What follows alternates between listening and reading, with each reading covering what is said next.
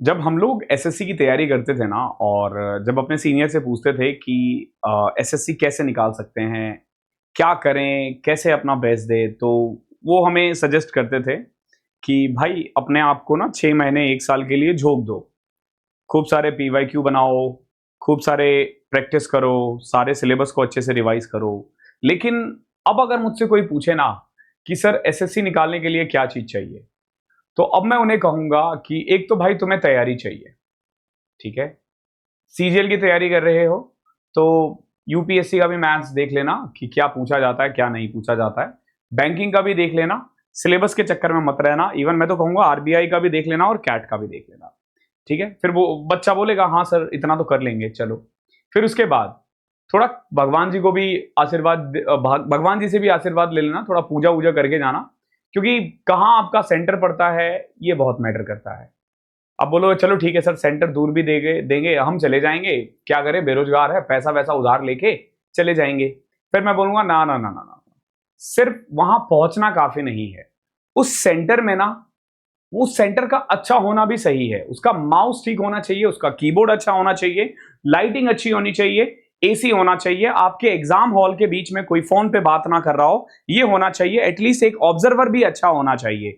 इन सब के बावजूद अगर कुछ भी प्रॉब्लम होती है ना, तो कोई सुनने वाला होना चाहिए। मैं आपको बताता हूं एक एक्सपीरियंस अपना। 2016 का मेंस था और मेंस में ना सडनली मेरा जो पेपर था, मेंस में इंग्लिश के पेपर में ब्लैंक हो गया था, मेरा पूरा स्क्रीन जो है ना बंद हो गया था। ओके, करीब 6 या 7 मिनट लगे थे मुझे, लेकिन मेरा एग्जाम ना 6 या 7 मिनट लेट खत्म हुआ था। ऑब्जर्वर ने सुनी मेरी और उन्होंने पूरा काम किया, वो बैठे रहे मेरे साथ जब तक सिस्टम नहीं चला, और उन्होंने मेक श्योर किया कि जो टाइम खत्म हो रहा है ना, वहीं से स्टार्ट हुआ हो।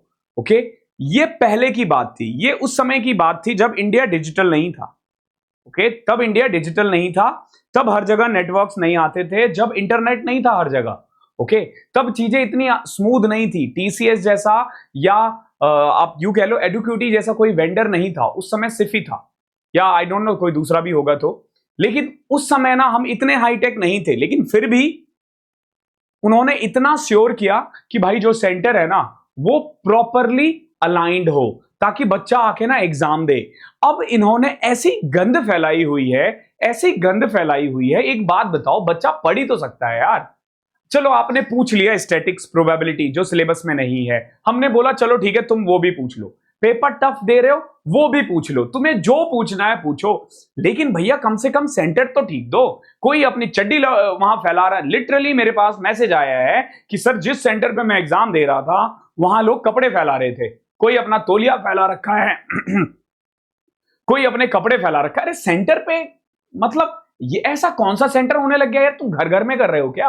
वो जो पहले कैफे खुलते थे ना, वहां पे आजकल ये एग्जाम सेंटर्स करवा रहे हैं। कैफे तो बंद हो गया, घर घर इंटरनेट पहुंच गया, लेकिन एडुकेटी वालों ने पता नहीं कैसे उस कैफे को ढूंढ लिया है, उनको वो सेंटर्स दिए जा रहे हैं। कुछ एक सेंटर्स ऐसे हैं जहां 30-30 बच्चे एग्जाम दे रहे हैं। अरे 30-40-50 बच्चे क्यों दे रहे हो भैया? बड़े सेंटर क्यों नहीं हायर कर रहे हो? और जब एसएससी को पहले से ही पता था एडुकेटी का इतिहास क्या है, तो उनको दिया ही क्यों? टीसीएस में कुछ प्रॉब्लम्स थी, उन प्रॉब्लम्स पे काम करो ना, बदल थोड़ी ना दोगे यार। मेरा लैपटॉप खराब होगा, मैं लैपटॉप ठीक करवाऊंगा, मेरे बच्चे पढ़ाई नहीं करेंगे, 2 लगाऊंगा कान पे, पढ़ने लग जाएंगे। ये थोड़ी ना कि मैं बच्चे बदल दूंगा, मैं लैपटॉप बदल दूंगा। यार तुमने गंद फैला रखी है बिल्कुल। बच्चा करे तो करे क्या यार? आपने कुछ छोड़ा ही नहीं, कहीं का नहीं छोड़ा है बच्चों को। देखो, बच्चों के हाथ में सिर्फ तैयारी है, वो तैयारी फुल कर रहे हैं, लेकिन आपसे वो भी नहीं हो रहा है। मैं अभिनय सर के साथ बिल्कुल उनके बातों से सहमत हूं। हम सभी टीचर्स को ना यहाँ पे साथ में आना चाहिए, irrespective of your personal differences. हमें आना चाहिए, अगर डीओपीटी के ऑफिस पहुंचना है तो हमें वहां पहुंचना चाहिए और हमें अपनी बात वहां रखनी चाहिए। 13 तारीख से एग्जाम है, ये सिलेक्शन फेज है, इसमें तो उतने बच्चे भी नहीं है। सीजीएल में ये क्या गन फैलाएंगे सोचो ना। वहां तो 30-32 लाख फॉर्म भरते हैं, 17-18 लाख एग्जाम देने के लिए जाते हैं।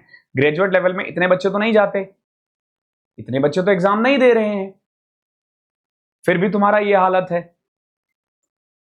देखो, पेपर लेवल के लिए हम नहीं कह रहे, हम यही कह रहे थे हमेशा से कि ठीक ठाक पेपर बनाओ, पेपर आप बनाओ, जैसा बनाना है बनाओ। बच्चे मैसेज कर रहे हैं सर फिगर को देख के आंसर देना है, फिगर ही गायब है। एक मैसेज नहीं आया है, मैं बता रहा हूं, मैं रिप्लाई नहीं कर पा रहा हूं। रोज एग्जाम देकर आते हैं रोते रोते कि सर तैयारी पूरी थी, सब कुछ अच्छा था, ठीक है, क्वेश्चन पूछा तो पूछा, बार बार स्क्रीन ब्लैंक हो रहा है, किसी का माउस काम नहीं कर रहा, किसी का सिस्टम बीच में बंद हो जाता है, ऑब्जर्वर नहीं आ रहे हैं। और सबसे गंदी बात क्या सुनने में आया कि फोन पे बात कर रहे थे जो इन्विजिलेटर थे। फोन अंदर अलाउ कैसे हो गया यार? ये कब से हो गया कि एग्जामिनेशन हॉल में फोन अलाउ हो गया? किसी का भी फोन अलाउ नहीं होता, किसी का भी, मतलब किसी का भी नहीं, फर्क नहीं पड़ता आप ऑब्जर्वर हो या क्या हो, आप अंदर फोन लेके नहीं जा सकते, मतलब नहीं लेके जा सकते। वो लेके जा रहे हैं, इसकी क्या गारंटी कि वो चीटिंग नहीं करवा रहे? आपने सेंटर इतना दूर दूर दिया है, यू नेवर नो वहां क्या हो रहा है, कौन देखने के लिए जा रहा है, आपका ऑब्जर्वर तक नहीं पहुंच रहा वहां पे। तो देखो, ट्वीट वगैरह करके कोई फायदा नहीं, गवर्नमेंट को घंटा फर्क नहीं पड़ता इन सब चीजों से। वो वहां पहुंच चुके हैं, उनके बाद ना उन्हें, मतलब गवर्नमेंट, वो नहीं ना, अहम ब्रह्मास्मि, वो लेवल हो गया है गवर्नमेंट का कि उनका कोई कुछ नहीं बिगाड़ सकता। ठीक है, कोई कुछ नहीं बिगाड़ सकता। इंडिया की पॉलिटिक्स आपको पता है कितनी गंद हो चुकी है। ठीक है, जात धर्म से लोग बाहर नहीं आ पा रहे। बट छोड़ो यार, गवर्नमेंट की बात छोड़ो वहां पे। मैं एक पल के लिए, हमें गवर्नमेंट से प्रॉब्लम नहीं है, इवन मैं भी वोट किया था। ठीक है, तो अगर गवर्नमेंट यही ना देख पाए कि आपके अंदर का जो डिपार्टमेंट है वो काम कैसे कर रही है, फिर क्या फायदा? और आप कोई छोटे मोटा रिक्रूटमेंट तो कर नहीं रहे हो जो आपको पानी पिलाएगा आके या फिर रजिस्टर साफ करेगा। आप ला रहे हो जो in future income tax department में जाने वाले हैं। ऐसे लोग जा रहे हैं जो एमईए में जाएंगे, फॉरेन में आपको रिप्रेजेंट करेंगे। इनको आप कहां से लेकर आ रहे हो यार, और क्या कर रहे हो, क्यों कर रहे हो? और ऐसा तो है नहीं कि एसएससी को पता नहीं चला होगा अभी तक। अरे थोड़ा बहुत भी, मैं बता रहा हूँ, गवर्नमेंट डिपार्टमेंट में मैंने 6.5 साल काम किया, आई नो क्या फंक्शनिंग होती है इनकी। कुछ थोड़ा बहुत इधर उधर होता है ना, तुरंत खबर चली जाती है। लेकिन इनको कोई नहीं, नोटिस पे कैंसिल का नोटिस डाले जा रहे हैं, डाले जा रहे हैं, कोई फर्क नहीं पड़ रहा इन्हें।